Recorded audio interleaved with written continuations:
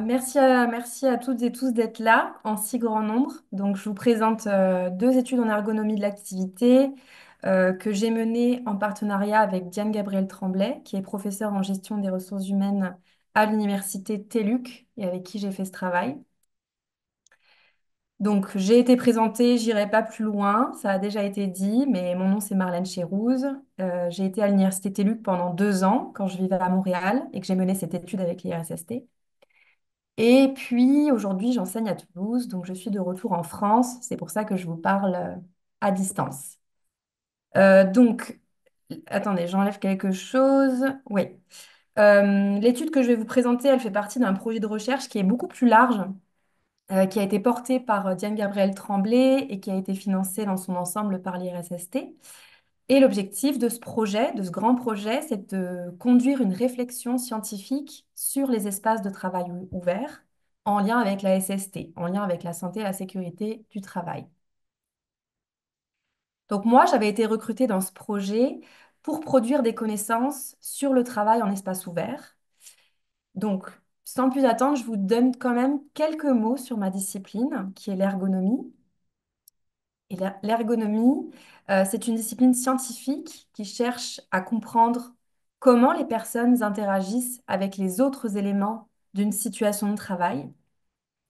Et donc, sa particularité, c'est qu'elle a toujours un double objectif, un objectif qui va être à la fois centré sur les personnes, l'idée étant d'améliorer la santé des personnes, leur sécurité, leur confort, et puis en même temps, un objectif centré sur les performances, l'idée étant d'améliorer l'efficacité du travail, la fiabilité du travail, la qualité du travail, etc., etc.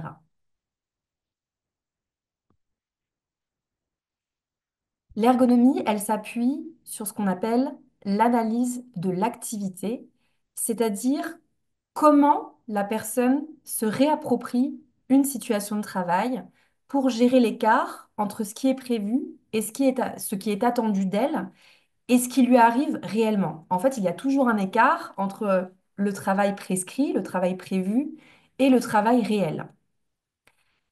Et toute cette situation de travail, elle va être appréhendée dans sa globalité, avec d'un côté les caractéristiques du travail, par exemple, quelles sont les conditions techniques, sociales, organisationnelles de ce travail, quelles sont les règles, quelles sont les contraintes de ce travail, quels sont les résultats qui sont visés, les résultats qui sont attendus.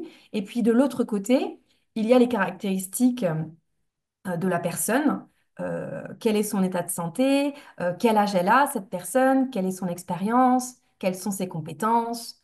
Parfois, on s'intéresse aussi à sa situation socio-familiale. Et en analysant l'activité, euh, l'ergonome, il essaie de comprendre toutes les stratégies qui sont construites et qui sont déployées par les personnes au travail, par les travailleurs et travailleuses, pour faire une sorte de compromis entre tout cet ensemble de caractéristiques.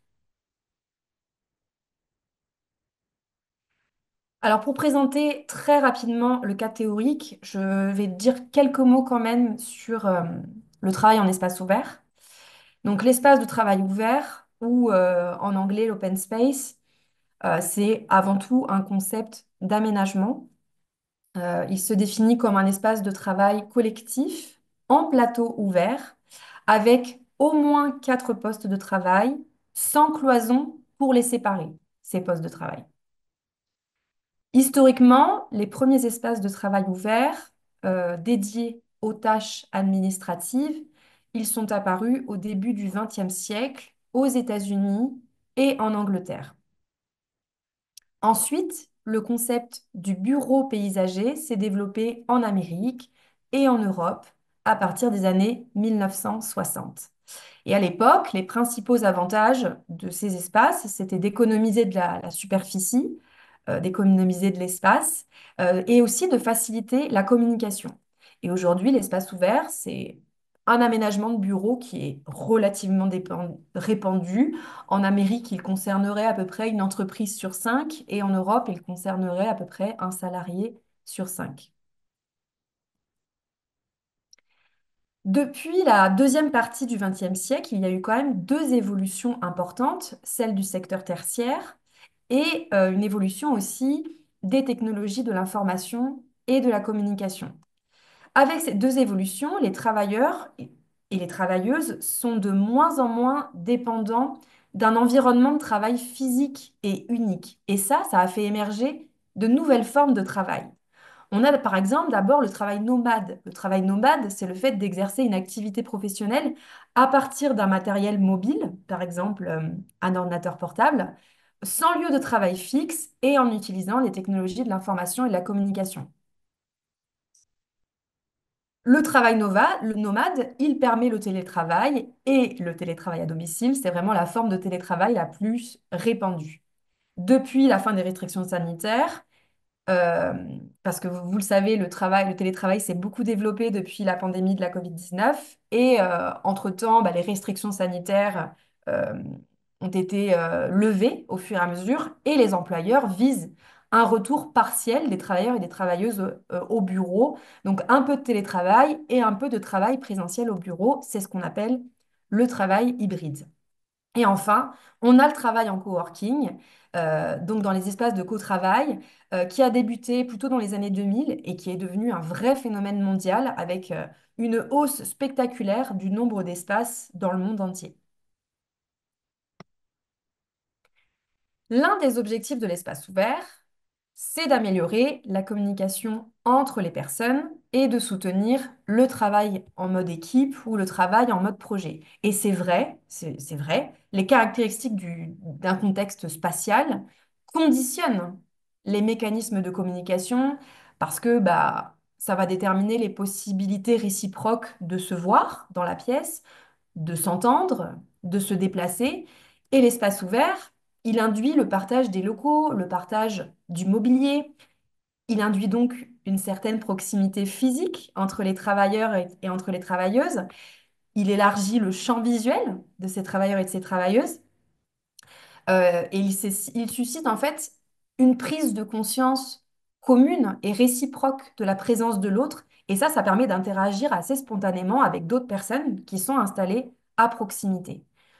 Le problème, c'est que du point de vue de la santé au travail, l'espace ouvert, il pose quand même beaucoup de questions.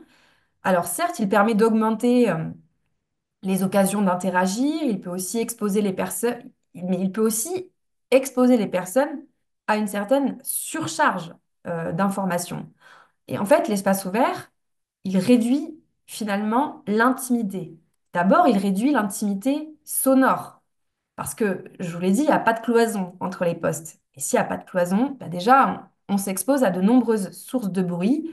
Et le bruit ou le manque d'intimité sonore, d'après la littérature scientifique, c'est vraiment la contrainte numéro un de l'espace de travail ouvert. Et pour être encore plus précise, c'est vraiment le bruit de parole, le bruit des conversations qui pose problème et qui est le plus contraignant dans les espaces de travail ouverts. Et ça nous interroge parce que depuis la Covid-19, les personnes communiquent beaucoup plus à distance qu'avant. Donc, il y a plus d'appels téléphoniques, plus de réunions en visioconférence. Tout ça, ça a augmenté. Et donc, potentiellement, il y a encore plus de gênes liés au bruit de conversation dans l'espace ouvert. Et aussi, l'espace ouvert, il réduit l'intimité visuelle parce que, encore une fois, pas de cloison entre les postes. Et donc, on s'expose en permanence au regard des autres. Et ces contraintes, bah, elles sont susceptibles d'altérer, de dégrader la concentration au travail. Alors, dans plusieurs dictionnaires, la notion de concentration, elle est reliée à la notion d'attention. Donc, je me suis intéressée au concept de l'attention développé plutôt en psychologie cognitive. Et le concept de l'attention sélective, c'est celui que j'ai retenu, c'est la capacité d'une personne à diriger son attention sur des informations jugées pertinentes pour la tâche qu'elle est en train de faire. Par exemple, bah, je vais me focaliser sur le contenu d'un texte que je dois lire dans un courriel, par exemple. Et je vais me focaliser sur ça, je vais diriger mon attention sur ça plutôt que sur des informations qui sont jugées non pertinentes pour ma tâche en cours. Par exemple, il y a une personne qui parle dans la même pièce que moi. Et ça, pour ma tâche, ça m'intéresse pas, donc je dirige pas mon attention vers ça. Le problème, c'est que cette attention sélective, elle peut être freinée quand les informations non pertinentes deviennent difficiles à ignorer, quand elles prennent trop de place. Par exemple, lire un texte, si je dois lire un courriel, un texte dans un courriel, ça va être plus difficile si la personne, elle parle. Mais ok, mais si elle parle très proche de moi, ça va commencer à être vraiment difficile de me diriger mon attention sur le texte que je dois lire. Ça veut dire que l'espace de travail ouvert, ça peut être une contrainte pour une personne qui doit réaliser des tâches nécessitant une concentration qui va être soutenue. Alors, si les caractéristiques de l'environnement de travail, ils ont vraiment, c'est vrai, ils ont des effets sur le vécu des personnes qui l'occupent, ces effets, ils peuvent être modérés par les personnes à condition qu'elles puissent un minimum contrôler l'espace de travail, contrôler l'environnement de travail. Et plusieurs études ont montré que les personnes se réapproprient les espaces ouverts et leurs règles d'usage. Par exemple, ça a été constaté que les personnes, elles utilisent des objets personnels pour occuper l'espace de travail et résister à sa transformation. On prend l'exemple d'espaces ouverts où avant, les bureaux étaient attribués aux personnes. C'était toujours la même personne qui s'asseyait au bureau. Puis on passe au mode flexible où les bureaux dans l'espace ouvert doivent être partagés. Et en fait, il y a des études qui ont vu des espèces de résistance. En fait, non, les gens laissent des objets personnels sur ces bureaux-là pour résister à la transformation de l'espace ouvert. Autre forme de stratégie, les personnes s'installent dans d'autres zones, pas forcément prévues pour ça, mais qu'elles jugent plus adaptées à leurs besoins. Par exemple, j'ai besoin de parler à voix haute, ou au contraire, j'ai besoin de parler à voix basse et de m'isoler. J'ai besoin d'avoir plus de lumière, et donc je vais me déplacer. D'autres stratégies aussi, toujours s'installer au même poste de travail, alors que les postes de travail sont censés être partagés. Ou alors choisir un poste de travail selon la proximité qu'il m'offre avec d'autres personnes avec qui j'ai besoin de communiquer. Ou alors choisir un poste de travail selon la visibilité qu'il me donne sur les autres qui circulent dans l'espace ouvert de travail. Donc, à partir de ce cadre théorique, moi, j'ai visé quatre intentions de recherche. Première intention, je voulais relever les conditions et les caractéristiques des interactions sociales spontanées qui se produisent dans l'espace de travail ouvert. Je voulais aussi comprendre comment les personnes qui travaillent en espace ouvert gèrent leurs appels et leurs rencontres en visioconférence. Je me suis intéressée, je voulais comprendre, enfin, relever le niveau de concentration perçu par les personnes qui travaillent en espace ouvert et essayer de repérer les facteurs qui sont susceptibles d'influencer ce niveau de concentration. Et enfin, ma quatrième intention de recherche, c'était de relever les stratégies d'occupation qui sont déployées par les travailleurs et travailleuses pour tenter de maintenir leur concentration.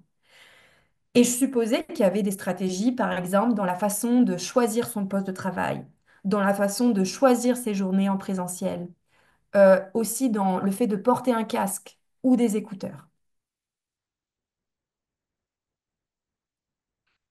Au niveau de la méthode, donc, je vous l'ai dit, donc vous le savez, il y a deux études. Une étude 1 menée dans des espaces de coworking, de co-travail, donc en tout 5 espaces différents.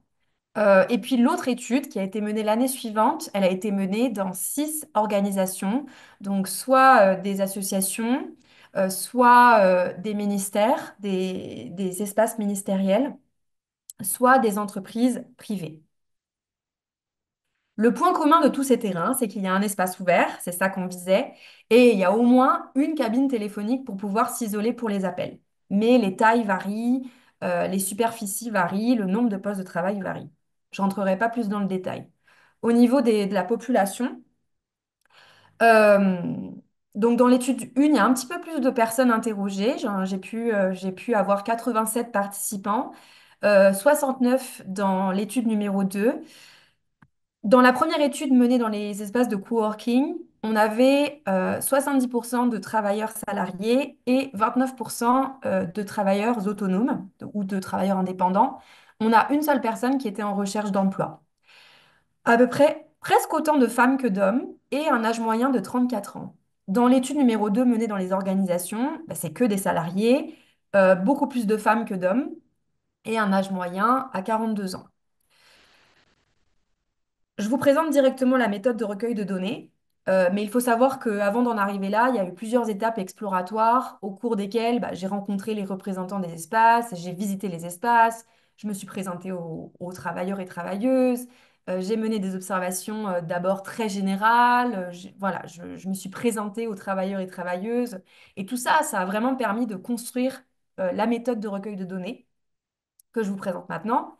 Donc, la méthode de recueil de données, elle est déployée à chaque fois sur une demi-journée, soit le matin, soit l'après-midi. Et elle comporte 4 étapes. D'abord, je recrute entre une et 4 personnes. Donc, je leur présentais les objectifs, la méthode de l'étude, et la personne, elle évalue si elle peut participer ou pas ce matin ou cet après-midi. Ces personnes, ensuite, je les observe pendant 2 heures dans l'espace ouvert. Et je m'intéresse à 3 types de comportements. À chaque fois qu'elles interagissent, à chaque fois qu'elle se déplace et à chaque fois qu'elle débute un appel ou une rencontre en visioconférence. Je relevais chaque comportement avec 2 outils différents. D'abord, je notais chaque comportement dans une grille d'observation. Je note à chaque fois l'heure du début du comportement, l'heure de fin de comportement, tous les éléments contextuels qui vont me permettre de m'en rappeler. Et je schématise chacun de ces comportements sur un plan de l'espace ouvert que j'ai préparé à l'avance sur un diaporama. Je vous montre des exemples juste après. À la fin des 2 heures d'observation, chaque personne a évalué sa concentration à partir d'une échelle, à partir d'un petit questionnaire. Donc en référence à la phrase «Je suis restée concentrée sur mon travail», elles entourent la réponse qui correspond le mieux à leur ressenti entre 1, pas du tout d'accord, à 4, tout à fait d'accord. Et pour finir, les personnes, je les ai interrogées individuellement en entrevue. Je leur ai posé des questions sur leur profil, sur ce qui leur avait permis ou empêché de rester concentrés. Je les ai interrogées sur leur choix du poste de travail, sur leur port d'écouteurs. Et je leur ai aussi montré chacun des comportements que j'avais relevés chez elles pendant que je les avais observés. Et je demandais à chaque fois à la personne de me recontextualiser le comportement que j'avais observé. En ergonomie et en psychologie du travail, cette technique, on l'appelle l'autoconfrontation. Donc, pour vous donner un petit exemple, là, on prend l'exemple d'une interaction que j'avais relevée.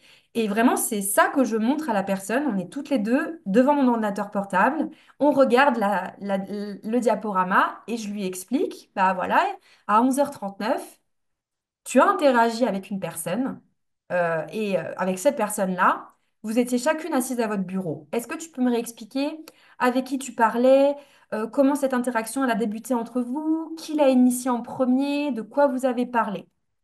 Un autre exemple avec un appel. Donc là, je montre un autre diaporama, une autre slide à une autre personne. Et je lui dis, bah voilà, là, il était 14 heures. À 14 heures, tu as répondu au téléphone. Tu as marché jusqu'à cette cabine téléphonique. Là, tu es resté à peu près 20 minutes. Est-ce que tu peux me dire avec qui tu parlais? Est-ce que l'appel, il était prévu à l'agenda? Est-ce que tu peux m'expliquer comment, pourquoi tu as choisi d'aller dans une cabine ou bien au contraire, pourquoi, comment tu as choisi de rester dans l'espace ouvert pour cet appel-là? Et ça, c'était la méthodologie. Donc là, je vais vous présenter quelques... Les résultats, je pense que je veux pas que ce soit trop long au niveau des résultats, donc si je constate que c'est un peu long, je pense que je passerai directement à la discussion parce que la discussion reprend l'essentiel des résultats et ça me semble important quand même de finir par les pistes de réflexion.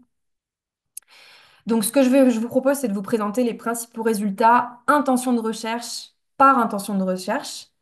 Donc, d'abord les résultats sur les interactions, ensuite les résultats sur les appels, ensuite les résultats sur la concentration et puis sur les facteurs qui l'influencent. Et pour chaque intention de recherche, bah, je vais essayer de vous donner les résultats pour les 2 études, celle menée dans les coworking et celle menée dans les organisations. Donc, je vous rappelle que ma première intention de recherche, c'était de relever les conditions et les caractéristiques des interactions qui se produisent dans l'espace de travail ouvert. Dans les espaces de coworking, j'en ai relevé 167 au total et elles ont concerné 47 personnes différentes, à peu près un peu plus de la moitié de la population. Une majorité des personnes concernées par ces interactions, c'était des salariés et les interactions ont duré 3 minutes en moyenne.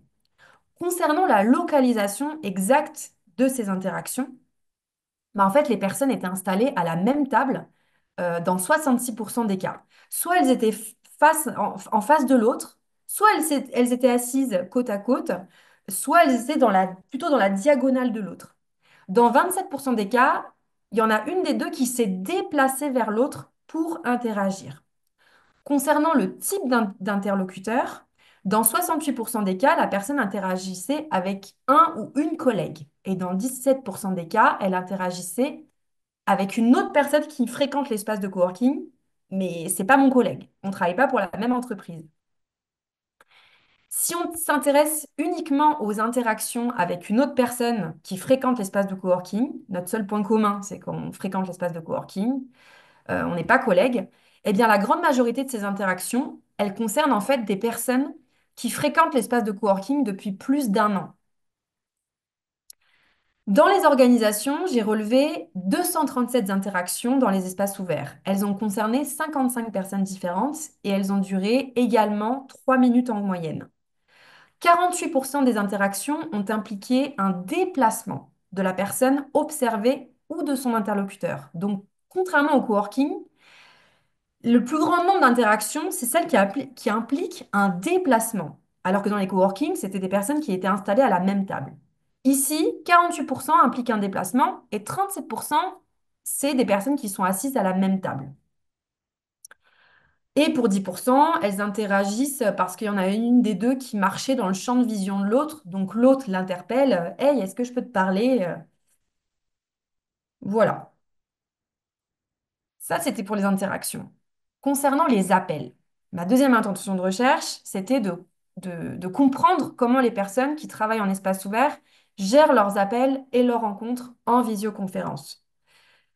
Dans les espaces de coworking, j'ai relevé 61 appels téléphoniques ou visioconférences chez 38 personnes différentes. Dans 67% des cas, l'appel ou la réunion était prévu par la personne observée. Elle avait prévu cet appel, c'était dans son agenda, elle s'y attendait. Concernant le choix de l'emplacement, où est-ce que je me mets pour faire mon appel, pour faire ma visioconférence? Dans 41% des cas, la personne, elle a choisi de s'installer dans une cabine téléphonique. Là, on est dans les coworking. Donc, dans 41% des cas, les personnes s'installent dans une cabine. Dans 26% des cas, elles restent à leur poste de travail dans l'espace ouvert. Dans 16% des cas, elles s'installent dans une salle de convivialité, par exemple la cuisine, l'espace cuisine. Dans 10% des cas, elles s'installent dans une salle de réunion que généralement elles n'ont pas du tout réservée, mais elle était libre à ce moment-là. Et dans 7% des cas, elles sortent carrément de l'espace de coworking. Concernant les interlocuteurs des appels, dans 53% des cas, c'est avec une collègue qu'on communique au téléphone. Dans 28% des cas, on communique avec un ou plusieurs clients ou clientes. Dans 16% des cas, on communique avec une personne de la vie personnelle. Ce qu'il faut noter, c'est que dans les cabines téléphoniques, là on est toujours dans les espaces de coworking, dans les cabines téléphoniques, les appels avec les collègues, donc ceux que vous voyez en gris, c'est les appels qui sont les plus nombreux. Dans les cabines, les appels avec les collègues sont les plus nombreux. Dans l'espace ouvert, dans l'air ouverte, on voit qu'il y a à peu près autant d'appels avec les collègues en gris que d'appels avec des clients en bleu et d'appels personnels en rouge. C'est assez équivalent. Et ce qui est intéressant, c'est que tous les appels qui ont été passés à l'extérieur de l'espace de coworking, c'était en fait des appels personnels, des appels avec des membres de la vie personnelle, typiquement un membre de la famille. Quand les personnes observées sont restées dans l'espace ouvert, je leur ai demandé comment elles avaient pris cette décision. Comment tu as choisi de rester dans l'espace ouvert pour ton appel? Et les témoignages, ils m'ont permis d'identifier deux raisons principales. La personne, elle prévoit que, en fait, elle prévoyait que l'appel allait être court, de courte durée. Et elle prévoyait que l'appel, son contenu ne serait pas très sensible, ne serait pas très confidentiel. Et autre chose, il faut préciser que trois quarts des appels qui ont été relevés dans l'espace ouvert, en fait, ils n'étaient pas prévus par la personne observée. Dans les organisations, j'ai relevé 72 appels ou rencontres en visio chez 40 personnes différentes. Dans 64% des cas, c'était prévu par la personne observée. Pour 81% des appels, les personnes sont restées à leur poste de travail dans l'espace ouvert. C'est assez énorme. Donc, c'est ce que vous voyez en violet. Pour 17% des appels, les personnes observées ont choisi de s'installer dans une cabine, ce que vous voyez en jaune. Ce que l'analyse des entretiens, elle nous dit, c'est que les personnes observées, en fait, elles ont choisi de rester dans l'espace ouvert pour au moins 6 raisons. Des raisons qui sont similaires à l'étude dans les coworking. Bah, j'estimais que l'appel allait être de courte durée. J'estimais que l'appel n'allait pas être confidentiel. Je savais que j'allais peu parler pendant cet appel. L'air ouverte ce jour-là était peu occupé, donc je me suis permis. J'ai besoin de plusieurs écrans. Et enfin, je n'ai pas osé monopoliser, m'approprier une salle de réunion pour moi tout seul. Alors, pour le fait que l'appel était censé être court, c'est étrange parce que, en fait, la durée moyenne des appels réalisés dans l'espace ouvert, en fait, elle a été plus longue que les appels réalisés dans une cabine ou un bureau fermé. Donc, voilà, c'est juste une petite confrontation entre ce que moi j'ai observé et ce que les gens m'ont dit. Pour 68% des appels, les personnes observées, elles ont communiqué plutôt avec des collègues. Pour 17% des appels, elles ont communiqué avec des clients ou des partenaires. Et pour 11% des appels, elles ont communiqué avec une personne de la vie personnelle. Le conjoint, la conjointe, un parent, un enfant. Quand l'interlocuteur de l'appel est un collègue, il y a beaucoup plus d'appels dans l'espace ouvert que d'appels dans une cabine ou un bureau fermé. Quand on parle à des clients ou à des partenaires, il y a légèrement plus d'appels dans l'espace ouvert. En revanche, quand on parle à une personne de la vie personnelle, eh ben là, il y a beaucoup plus d'appels dans une cabine ou un bureau fermé. Un peu le même phénomène que dans l'espace de coworking. Quand c'est un membre de la vie personnelle avec qui on téléphone, on s'isole, on sort de l'espace ouvert. Et là, on peut supposer qu'un appel, bah, là, il est quand même plus confidentiel potentiellement quand c'est quand c'est quelqu'un de la vie personnelle à qui on téléphone. Ma troisième intention de recherche, c'était de montrer que certains paramètres de l'espace ouvert, comme bah, la densité d'occupation, les bruits de conversation, les interactions sociales, ça a potentiellement un effet sur la concentration perçue. Mais ce qui m'intéressait surtout, c'est déjà de voir comment les personnes perçoivent leur concentration dans l'espace ouvert. Et est-ce qu'il y a des facteurs qui influencent cette concentration? Ma quatrième intention, c'était d'essayer de voir s'il n'y a pas des stratégies que mettent en place les personnes pour essayer de pallier cet effet de l'espace ouvert sur la concentration. Et j'ai essayé de voir s'il n'y avait pas des stratégies qui pouvaient se situer dans la façon de choisir son poste de travail, la façon de choisir ses journées de présence dans l'espace ouvert, et le port du casque ou d'écouteurs. Dans les espaces de coworking, la concentration, elle a été évaluée vraiment positivement parce qu'il y a un score moyen de 3,4 sur 4. Et pour rappel, je demandais à chaque fois aux personnes, bah, qu'est-ce qui t'a permis de rester concentré? L'analyse des réponses, elle montre que les facteurs, ils ont cité au moins 3 facteurs qui sont liés aux conditions de l'environnement et du travail à accomplir. Le premier, il est lié aux tâches, à leurs conditions, à leurs caractéristiques. Les personnes, elles expliquent que ce qui leur a permis de rester concentrées, c'est le fait que les tâches, elles étaient bah, pressantes, elles étaient nombreuses, elles étaient claires, elles étaient bien définies, ou alors c'était des tâches qu'ils aimaient beaucoup faire. Le deuxième facteur, c'est le fait même de travailler dans l'espace de coworking. Je suis concentrée parce que je travaille dans ce lieu.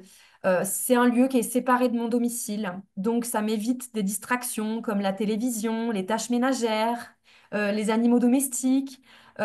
Autre cas, l'espace de coworking, c'est un lieu qui est séparé de mon entreprise et donc des distractions qui pourraient être liées à la présence des collègues au bureau. Au moins, dans l'espace de coworking, je suis tranquille, mes collègues sont pas là. C'est aussi chouette parce que c'est un lieu qui propose plusieurs zones adaptées à mes différents besoins et c'est un lieu où je vois d'autres personnes travailler autour de moi. Le troisième facteur, c'est l'absence de distraction sonore induite par la présence des autres. Donc, en fait, ce qui m'a permis de rester concentrée, bah, c'est le fait que l'espace ouvert, c'était calme, c'était silencieux et j'ai pas eu beaucoup d'interactions sociales. En plus de ces facteurs, il y a des stratégies qui ont été déployées par les personnes. La première, porter un casque ou des écouteurs. Donc, j'ai interrogé toutes les personnes sur le port du casque et des écouteurs. La deuxième stratégie, le choix du poste de travail. Donc, j'ai interrogé toutes les personnes sur le choix du poste de travail. Et en fait, ce choix, il est déterminé à la fois par la localisation du poste de travail, par les options de confort du poste de travail et par la proximité des autres personnes par rapport au poste.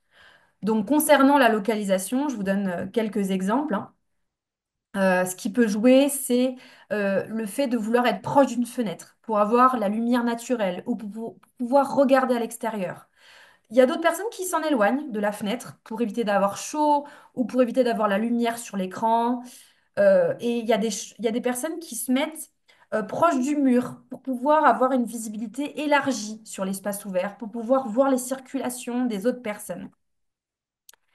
Il y a des personnes qui choisissent le poste de travail en fonction de ses options de confort. Le fait de pouvoir travailler debout, donc de régler la hauteur du bureau. Le fait de pouvoir facilement brancher mon ordinateur à une prise électrique. Euh, je choisis ce poste parce que j'aime le siège, j'aime la chaise, ou parce qu'il y a un deuxième écran et que ce deuxième écran, il est là, qu'il est bien adapté à mes besoins. Et enfin, je choisis ce poste parce que, il y a une personne qui s'installe là, à proximité, et c'est une personne que j'aime bien, avec qui j'ai des affinités ou avec qui j'ai besoin de collaborer. Concernant la fréquentation de l'espace de coworking, c'est assez divers. Vous voyez qu'il y a vraiment pas mal de diversité dans les choix. Il y en a qui viennent qu'un jour par mois, d'autres 2 jours par semaine, d'autres entre 4 et 5 jours par semaine. Chez les personnes qui viennent moins de 4 jours par semaine, il y a plusieurs facteurs de fréquentation qui comptent. Euh, Ça va être les temporalités de la vie privée. Par exemple, bah, je viens ou pas parce que mon conjoint est en télétravail, parce que je dois garder mes enfants, parce que j'ai des rendez-vous médicaux ou parce que je dois aller au restaurant le soir même et que c'est proche de l'espace de coworking, que j'ai un entraînement sportif. Bon, voilà, là, je passe assez vite. Ce qui peut déterminer aussi la fréquentation de l'espace de coworking, c'est la nature des tâches. Euh, Et ça, c'est un élément important. Les personnes donnent davantage de raisons sur le fait de rester à la maison. En fait, le fait que les cabines ou les salles dans lesquelles on peut s'isoler, bah, leur nombre est limité. La personne, en fait, elle vient pas dans l'espace de coworking parce qu'elle veut pas prendre le risque de pas avoir d'espace pour s'isoler pour ses appels. Et puis parfois, les cabines sont pas toujours correctement insonorisées. Ça garantit pas une totale intimité sonore. Et la personne, elle a besoin d'être bien installée pour sa visioconférence. Il lui faut une table assez grande. Par exemple, moi, je suis en train de vous faire une visioconférence et j'ai besoin d'une table assez grande pour poser un carnet de notes à côté de moi. Euh, j'ai besoin d'un deuxième écran parfois pour pouvoir consulter plusieurs pages en même temps. Donc voilà, là, je passe vite. Et je survole un petit peu les résultats pour les organisations parce que l'idée, je vous l'ai dit, c'est de passer assez vite à la discussion et aux pistes de réflexion. Donc là, c'est assez similaire aux espaces de coworking. La concentration perçue, elle est assez positive. On a un score moyen de 2,9 sur 4. Donc les personnes dans les organisations ont bien évalué, ont donné un score positif à à leur concentration. Des facteurs assez similaires aux espaces de coworking, ce qui a pu jouer dans la concentration, bah, encore une fois, c'est les tâches et leurs caractéristiques, leurs conditions. Le deuxième facteur, les bruits dans l'espace ouvert. Donc, ce qui influence la concentration, c'est vraiment le niveau de bruit dans l'espace ouvert, mais aussi plus particulièrement le niveau de voix des personnes dans l'espace ouvert ou des personnes installées autour de soi, ma tendance à écouter les conversations, etc., etc. Le troisième facteur, c'est le fait d'avoir eu des interactions sociales non choisies ou pas. Ça a été, si j'ai beaucoup interagi, j'ai beaucoup été interrompue potentiellement, donc ça a pu jouer sur ma concentration. En plus de ces facteurs, des stratégies, comme dans les espaces de coworking. Donc, je commence avec donc des stratégies qui ont été déployées pendant la réalisation des tâches. Alors, il y en a plusieurs. Il y a le fait de couper les notifications de son téléphone cellulaire, se mettre en mouvement, c'est-à-dire marcher, se lever, euh, planifier les tâches à des périodes plus propices de la journée pour sa concentration, porter des écouteurs. Donc ça, c'est les stratégies qui sont mises en place pendant le travail, mais il y a des stratégies qui sont mises en place avant le travail. Donc typiquement, le choix du poste de travail. Donc même chose que dans les coworking, j'ai demandé aux personnes comment elles avaient choisi leur poste. Donc là, un peu les mêmes critères, localisation, option de confort, proximité des personnes. Donc ça, c'est pour la localisation, emplacement des fenêtres, emplacement des zones de circulation, emplacement des autres personnes. En fonction de l'équipement du poste, donc principalement l'écran et ses caractéristiques, et en fonction enfin de la proximité des personnes avec qui j'ai besoin d'interagir. Et j'ai observé une tendance à s'installer avec des membres de la même équipe dans l'espace ouvert. Sur le choix des journées de présence, en fait, ce que vous voyez sur le graphique, c'est que la majorité des personnes dans les organisations, elles viennent au moins 2 jours par semaine. Mais dans 3 des 6 organisations étudiées, en fait, la présence au bureau, elle était obligatoire 2 jours par semaine et ça concernait 43 personnes. Et parmi ces 43 personnes, bah, il y en avait que 81% en fait, 81%, elles faisaient les 2 jours par semaine obligatoires, mais elles dépassaient pas du tout. Elles venaient pas plus souvent. Donc, en gros, pour reprendre les principaux résultats, je vous propose de les discuter et d'y associer vraiment les quelques pistes de réflexion. Donc, on a vu que dans les coworking, les interactions, elles ont concerné plus de la moitié de la population de l'étude, avec une moyenne de 3 interactions par personne. Dans la majorité des cas, en fait, les personnes, ça, con- la- ça concernait des personnes qui étaient salariées, en fait, les interactions dans les espaces de coworking. Et c'était des salariés, en fait, qui interagissaient avec des collègues qui étaient dans l'espace de travail ouvert avec eux. Ce résultat, il peut s'expliquer par la population de l'étude qui a été menée dans les coworking. En fait, on avait un gros 2 tiers, c'était des salariés, beaucoup plus nombreux que les travailleurs indépendants. Les travailleurs indépendants, bah, il n'y en avait que 29%. Donc, ça peut s'expliquer par ça. Et en fait, c'est normal que les salariés, ils interagissent plus que les travailleurs autonomes. Les salariés, ils sont unis par une culture, une culture commune, des règles communes, et puis surtout des projets communs. En tout cas, ce que ça montre, c'est que les coworking, bah, ça se limite plus aujourd'hui aux travailleurs indépendants. Il y a de plus en plus de salariés, de plus en plus d'entreprises qui s'installent dans les espaces de coworking. Autre chose, quand les interactions ont été relevées entre 2 membres du coworking qui ne sont pas collègues, en général, la personne que j'observe, elle est inscrite dans le coworking depuis plus d'1 année. Donc, elle connaît bien l'espace de coworking. Elle a eu le temps de se familiariser avec l'environnement. Elle a eu le temps de créer des affinités. Ensuite, 2 tiers des interactions ont concerné des personnes qui sont installées à la même table. Donc, ça confirme les résultats de précédentes études qui montrent que, en fait, les interactions en face à face, elles se produisent principalement au même poste de travail et c'est favorisé par la proximité physique. Dans les organisations, des interactions ont été relevées chez 80% de la population de l'étude, donc il y a beaucoup d'interactions, avec une moyenne de 4 interactions par personne. Et les interactions les plus nombreuses, c'est celles qui impliquent un déplacement. Ça montre que les interactions, elles ne se limitent pas aux personnes qui sont installées à proximité du poste de travail. En fait, les interactions dans les organisations, elles impliquent une certaine mobilité, un certain engagement à interagir. Et ça s'entrecroise avec les journées de présence, puisque je vous l'ai dit, quasiment le quart de la population ne vient que 2 jours par semaine. Et en fait, les journées de travail en présentiel, elles sont d'abord choisies en fonction de la présence des collègues. Donc, c'est les journées qui réunissent le plus de monde. Et donc, si je viens au bureau, c'est parce que je m'attends à interagir et c'est pour interagir. Et aussi, le choix des journées de présence, il est déterminé par la nature des tâches. Celles qui sont plus exigeantes en concentration, elles sont idéalement réservées au travail à domicile. Parce que les personnes elles vont moins interagir vu qu'elles seront à la maison. Finalement, que ce soit dans l'espace de coworking ou les organisations, les interactions relevées, elles ont été très courtes, 3 minutes en moyenne.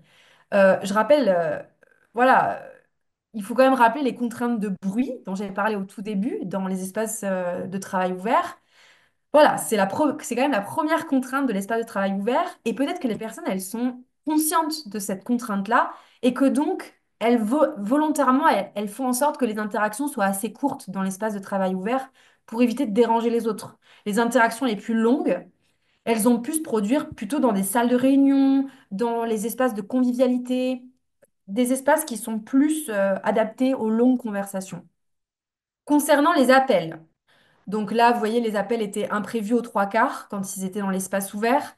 Euh, Ces résultats sur les appels, ils s'entrecroisent avec la fréquentation, les résultats sur la fréquentation de l'espace de coworking.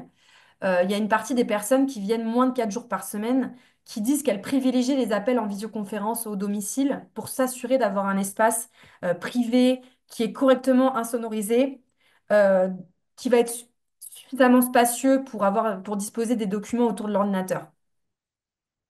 Dans les organisations, pour la majorité des appels, les personnes les avaient prévus, elles communiquaient avec des collègues et elles sont restées dans l'espace ouvert. Ça montre que dans les organisations, téléphoner dans l'espace ouvert, c'est une pratique qui semble collectivement admise, en tout cas pour les mises au point rapides, les mises au point ciblées. Donc potentiellement, les appels plus longs, ils ont été planifiés. Les appels plus longs, plus participatifs, ils ont peut-être pas été planifiés dans les cabines, mais en fait tout simplement au domicile, sur des journées de télétravail au domicile. Et ça aussi, ça s'entrecroise avec les journées de présence, parce que pour plus d'un quart des personnes, c'est déterminé par la modalité de la réunion. Est-ce qu'elle est en présence ou est-ce qu'elle est à distance? Dans les deux études, les personnes ont évalué positivement leur concentration et plusieurs facteurs sont susceptibles d'influencer cette perception de la concentration. Premier facteur, les tâches. Deuxième facteur, les bruits ou les distractions sonores, ce qui confirme quand même que le bruit, c'est bien une contrainte qui est inhérente au travail en espace ouvert et que ça a des effets sur la concentration des personnes concernées. Dans les deux études, il y a eu plusieurs stratégies d'occupation mises en place pour essayer de pallier l'impact du travail en espace ouvert sur le niveau de concentration. On a le fait de porter des écouteurs. L'impact du bruit de l'espace ouvert, ça peut être modéré, ça peut être régulé par le fait de porter des écouteurs, parce que ça nous permet de nous isoler des bruits environnants. D'ailleurs, je ne l'ai pas dit, mais en fait, il y en a qui écoutent même pas de musique, c'est juste qu'ils mettent les écouteurs sans forcément écouter de la musique. Mais ça permet au moins de les isoler. Il y a aussi le fait de choisir son poste de travail à proximité, selon la proximité de la fenêtre, selon la proximité du mur. Donc ça confirme que les différents types de postes de travail, ça aussi, ça permet de réguler les interactions sociales avec les autres.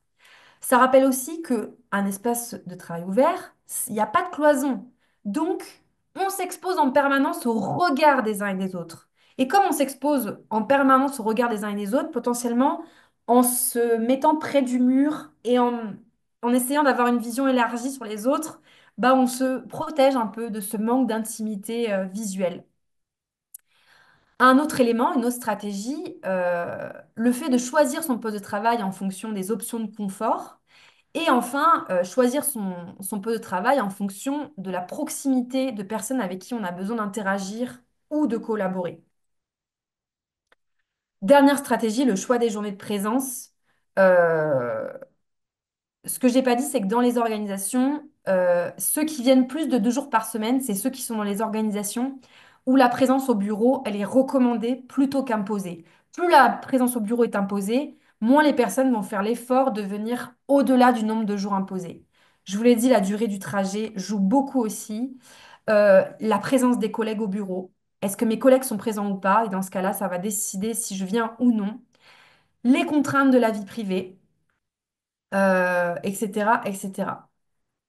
Et voilà, je termine avec les pistes de réflexion.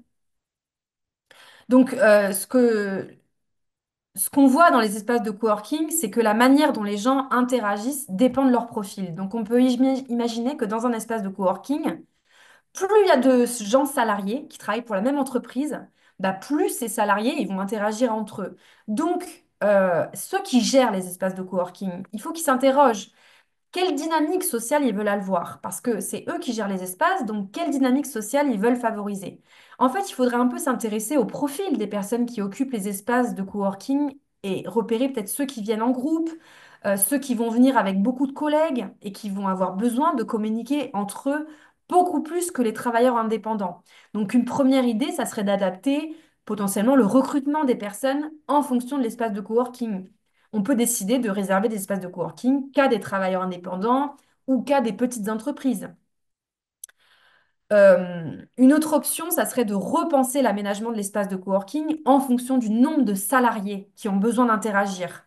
Il faudrait faire ça de manière participative avec des travailleurs volontaires pour discuter collectivement de cet agencement. Il faudrait tester les changements, les négocier. Par exemple, on pourrait réserver des tables de l'espace de coworking aux salariés qui travaillent pour la même entreprise et d'autres tables pour les travailleurs autonomes. Ça permettrait d'offrir un cadre un peu plus adapté à ceux qui ont besoin d'interagir. Et puis ça permet potentiellement d'être moins distrait par les va-et-vient dans l'espace ouvert. Ensuite, ce qu'on a observé, c'est que quand c'est des interactions entre des personnes qui ne travaillent pas pour la même entreprise, c'est des personnes qui sont dans l'espace de coworking depuis longtemps. Donc ça rappelle que euh, ça suffit pas d'être dans le même espace de coworking pour créer des affinités, pour créer des collaborations. Il faut prendre du temps pour se connaître, se rencontrer. Et ça, c'est un rôle super important que doivent jouer les gestionnaires de ces espaces de coworking. Les gestionnaires jouent un rôle clé là-dedans. C'est eux les facilitateurs de ces interactions parce que ce sont les seuls qui ont une vue globale sur tous les profils des coworkers. Donc, c'est eux qui peuvent vraiment créer ces connexions. Donc voilà, pour les coworking qui existent déjà et qu'on ne peut pas vraiment changer, moi ce que je peux inviter de faire, ce que je peux inviter, j'invite les gestionnaires à s'interroger sur quel est le travail réel des personnes qui viennent dans mon espace de coworking, quels sont leurs besoins d'intimité sonore, quels sont leurs besoins en termes d'interaction sociale. Quel type d'appels ils font? Est-ce qu'ils téléphonent beaucoup? Est-ce que c'est des appels qui sont plutôt prévisibles, pas prévisibles? Est-ce que c'est des appels longs? Est-ce que c'est des appels auxquels ils participent beaucoup? Et en fonction de tout ça, ça serait, ça serait bien de réfléchir collectivement pourquoi pas la redéfinition des règles de l'espace de coworking? Est-ce que, on redéfinit les règles d'utilisation de l'espace de coworking? Est-ce qu'on définit des plages horaires dédiées aux interactions, des plages silencieuses, des plages horaires silencieuses, par exemple? Le lundi, mardi, mercredi, bah, l'espace de coworking, il est silencieux. Le jeudi, vendredi, on tolère un peu plus les interactions, on tolère un peu plus les appels. C'est un exemple, hein.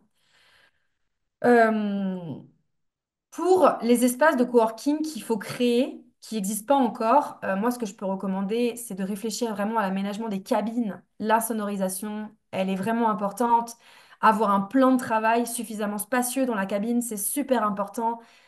Une prise électrique aussi.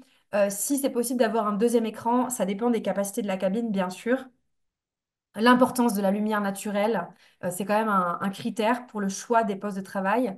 Au niveau des équipements, c'est important de pouvoir garantir une prise électrique à chaque poste de travail, d'avoir un mobilier de bureau qui soit réglable en fonction des différentes morphologies, en fonction des différents besoins. Et enfin, on vient dans l'espace de coworking en fonction des contraintes de sa vie privée. Donc moi, je ne peux qu'inviter les gestionnaires des espaces de coworking à euh, ne pas se limiter au centre-ville et à investir aussi les milieux ruraux et les périphéries des villes.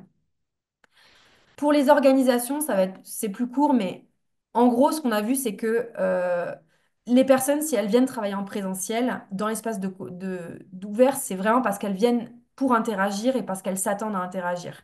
Donc, le travail en présentiel, s'il est intégré à une organisation de travail hybride, bah, ça va être essentiel. euh, En fait, c'est essentiel d'avoir un peu des deux, c'est-à-dire d'avoir du travail présentiel pour maintenir l'efficacité du collectif et d'avoir du travail à distance parce que ça permet de laisser suffisamment de marge de manœuvre pour les tâches qui nécessitent de la concentration. Donc, au niveau de l'aménagement spatial, ce que je peux recommander, c'est que les personnes qui viennent au bureau, elles aient la garantie de pouvoir s'installer à proximité des personnes avec qui elles ont besoin de collaborer régulièrement.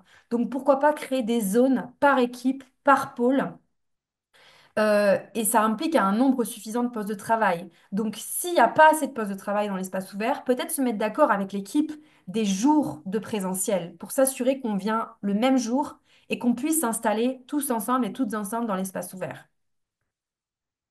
Donc, ça veut dire que chaque structure doit vraiment co-construire sa propre organisation de travail hybride, bah, en définissant la fréquence des jours de présence. Bon, je pense que j'ai à peu près tout dit sur les écouteurs, laisser la liberté de les utiliser ou pas, euh, pouvoir garantir un écran de qualité et je l'ai dit, le travail à distance, quand il est intégré dans une organisation de travail hybride, bah, ça laisse une belle marge de manœuvre pour les tâches qui sont plus exigeantes en concentration, mais aussi pour les échanges téléphoniques qui sont plus longs, parce que ça permet aux personnes d'avoir un environnement sonore plus maîtrisé. Mais je vous remercie pour votre attention je vous mets ici l'adresse pour consulter le rapport publié sur le site de l'IRSST.